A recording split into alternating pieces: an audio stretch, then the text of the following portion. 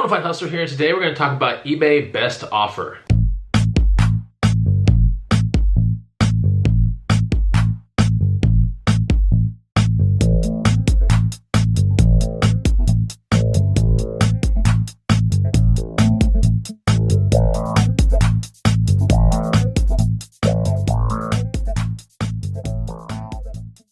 What's going on, guys and gals? Chris the Bonafide Hustler coming to you live from the inside of my office, and today I'm gonna make a short video regarding eBay Best Offer. Like, what do I think about it? Will I continue to use it? Things like that. Anyways, if you're here for the very first time, I basically resell used goods that I find at garage sales, estate sales, yard sales, flea markets, pawn shops, and swap meets, and I put the same items on eBay, Amazon, Craigslist, my antique booth, and other consignment avenues in town. Definitely check out the channel, and I have all kinds of different things in the links below. Check that out when you get a chance, but this video is about eBay Best Offer, kind of like my overall thoughts about it and some data behind everything. So for those that don't follow my channel, I typically do not use eBay Best Offer at all. If I do in the past, it was just here and there, you know. Maybe it was some of the more expensive ones I would put a best offer just to see, engage the marketplace. You know, I might get an offer for something that's maybe 30 bucks away from my $300 asking price, which is still pretty good, you know. That's the kind of mentality I would use best offer for. I would never use it for anything kind of cheaper. Now, as you guys may or may not know, I usually give around 16 hours a week to reselling right now. I work on other things in the background, and so that allows me to go to garage sales and estate sales and yard sales and flea markets, swap meets, pawn shops, that kind of stuff, and I find the used goods. I list them, research them, pack them up, and then I ship them off. So all that within 16 hours a week. You know, some of the weeks maybe I go 18 hours, but for the most part, with garage sales, you know, and all the travel time and all that, about 16 hours a week. And so I'm real big on maximizing my time into this project. And I always call it a project because last year I was working on, the road to 200 items on eBay with an average selling price or average profit selling price for around 50 bucks. So for every item I flip, I wanted to make 50 bucks or more in pure profit. So I chased that around all 2018. It was a lot of fun. And the main number or the main metric I used to see if that was working was ASP. Now you can find ASP on the main seller dashboard. If you scroll down and you look to the left, there's a thing called Sales Reports Plus. You click that button and then it'll present you with some data. And I think the lower right or mid right portion, there's a thing called ASP. I'm looking on my computer right now.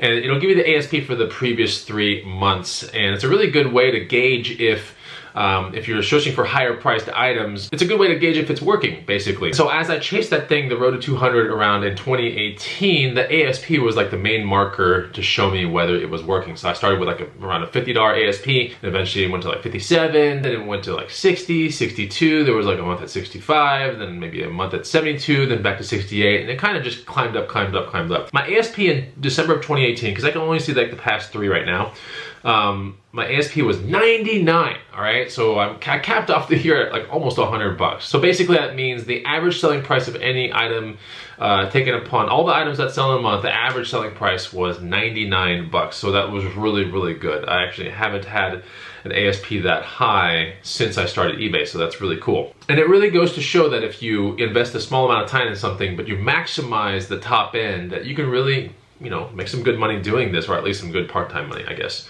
My ASP in January, all right, January of 2019 was 81, all right? So sometimes the ASP goes up, it goes down, but usually you don't want to see like an ASP at like 99 and then all of a sudden one at 50 and then 40. You don't want to see that. You want to have a steady, nice increase and maybe some retractions, but you don't want anything like vicious. So 99 to 81, I think the month before the 81 was like 87. So let's say it went to 87 to 99 to 80, 81. So it's going higher basically than where the beginning of the year was, which is around like the 50 range, 60 range, something like that. In February of 2019, my ASP went to 52.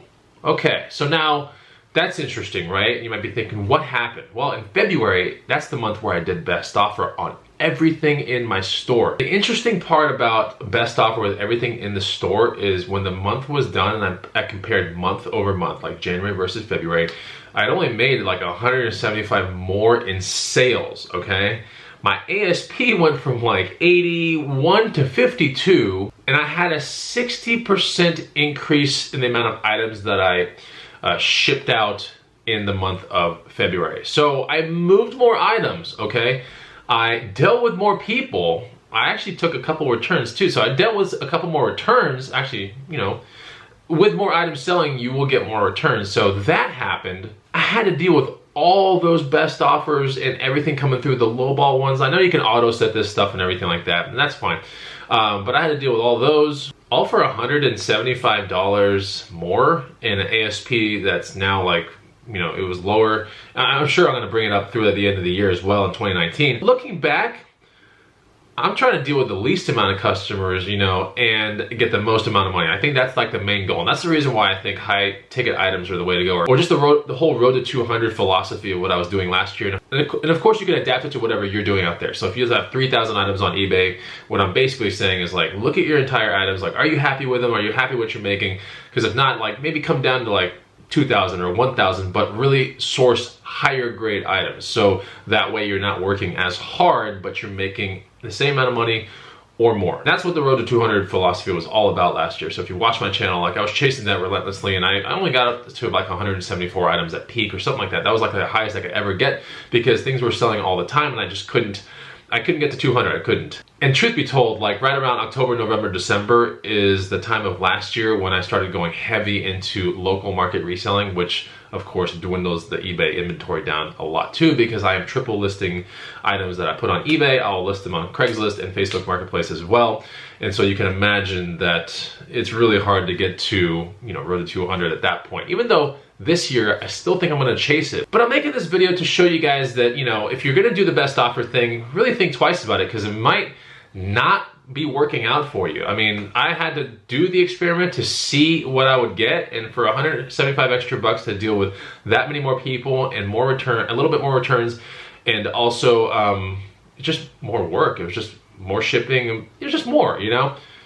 The question to me now becomes, was that worth 175 more bucks? You know, and I can honestly look at it and go, I don't really think so. I'd much rather just chase higher priced items and maybe put an extra, you know, hour or two into sourcing or something like that. I can't decide if that's worth it, really. And so that's why the video is being made, so that way you guys can echo in on your experience with best offer. Like, how do you like it? Do you have it on every single item in your eBay store? Really making the video to just spark some conversation in the feed, because I'm not 100% convinced that best offer is a good thing for me to do, and I'm wondering what it is on your side. So let me know down below.